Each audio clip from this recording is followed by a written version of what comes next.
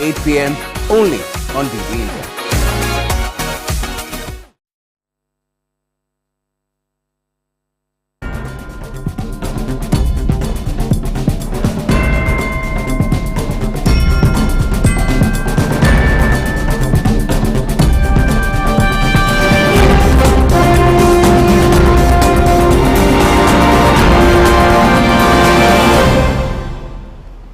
Hello and welcome. I am Ramesh Ramachandran and you're watching Parliament News. First up, news from the Lok Sabha. Commerce and Industry Minister Piyush Goyal asserted in the Lok Sabha that people indulging in wrongdoing will be punished, as there is no law in the country to protect either big industrialists or politicians if they are found involved in such activities. Responding to the debate on the demands for grants of the Commerce and Industry Ministry, Goyal said Prime Minister Modi got huge mandate from people, as he does not hesitate to take actions if some big people indulge in wrong practices. Is there any provision or law in the country that if you are a big politician or a big industrialist, action would not be taken for their wrongdoings? He asked. Action will be taken and those doing wrong will be punished, he said. Goyal also said that the high level of foreign direct investment coming into the country during the BJP's rule in the last 7 years reflects the growing confidence of global investors in India. The FDI into the country is recording high growth year on year, and that this is helping in further strengthening the country's forex reserves and economy, he said. On exports, he said that India has crossed 30 lakh crore rupee target, and sectors such as agriculture have registered a healthy growth rate. Agriculture exports have reached $50 billion and it will increase further, he said. Responding to queries by some members that exports are increasing due to high commodity prices, Goyal said that several commodities like auto, gems and jewelry, rice, meat and carpets are recording growth in both value and volume terms. The minister said petroleum prices are high, so obviously it would have an effect on exports as well.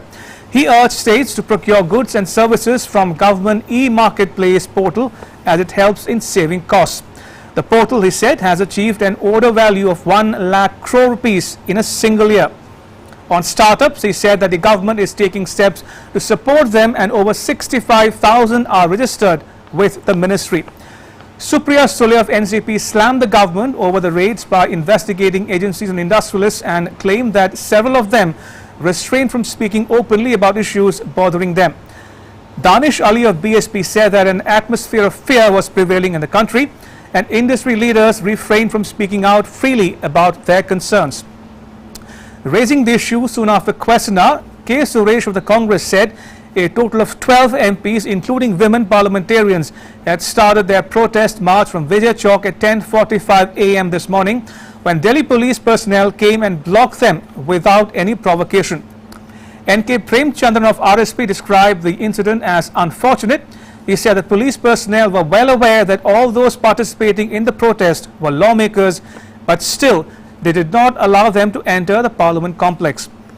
After hearing the members, Speaker Om Birla said that he will discuss the matter with them and then speak to the concerned officers.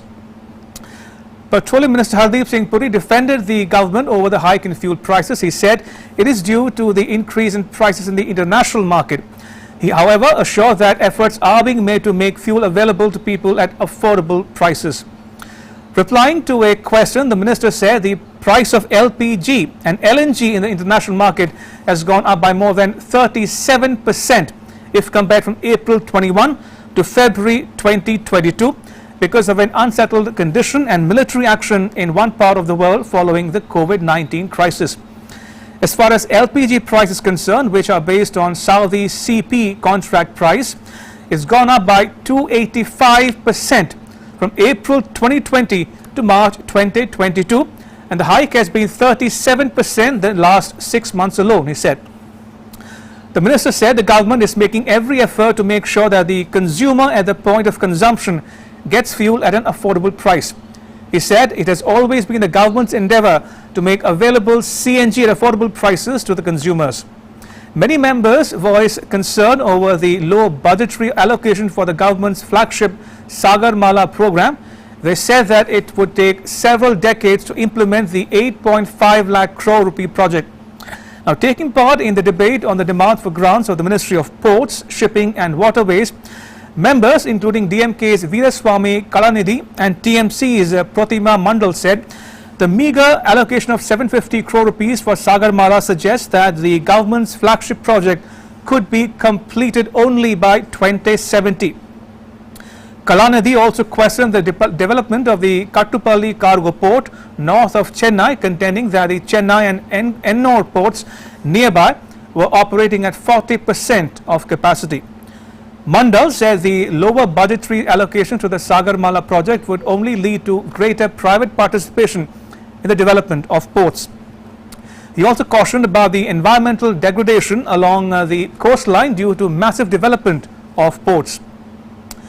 Dilip Saikia of BJP listed out the achievements of the government, saying that India's ranking in trading across borders improved from 132 in 2014 to 68 in 2020. Anubhav Mohanty of BJD expressed dismay at the delayed release of funds under Sagarmala. Initiating the debate, T.N. Pratapan of Congress wanted the government to make timely interventions to ensure the release of fishermen detained by countries such as Pakistan, Indonesia, Sri Lanka and Seychelles. And now to news from the Rajya Sabha. After witnessing disruption over the last 2 days on the issue of hike in prices of cooking gas and edible oil, the proceedings of the Rajya Sabha began on a smooth note. After laying off papers, Chairman M. Venkaiah Naidu said notices received from several members under Rule 267 on hike in prices of cooking gas and edible oil have not been admitted. During zero hour, Mallikarjun Kharge of the Congress raised the issue of medical colleges and other institutions in Gulbarga not getting funding from the ESI. Shantanu Sen of the AITC said that there should be a program for taking care of the elderly people. Luigi Filero of the All India Trinamool Congress expressed concern on destruction of weavers and ecology in Goa. He called for amendment of the Major Ports Authority Act. And DP Vats of the BJP called for implementation of one nation, one election, as multiple elections are a drain on the national exchequer. Chaya Verma of the Congress called for simplifying procedure under the Pradhan Mantri Matritva Yojana. The forms are cumbersome and sometimes run into 40 pages, she said.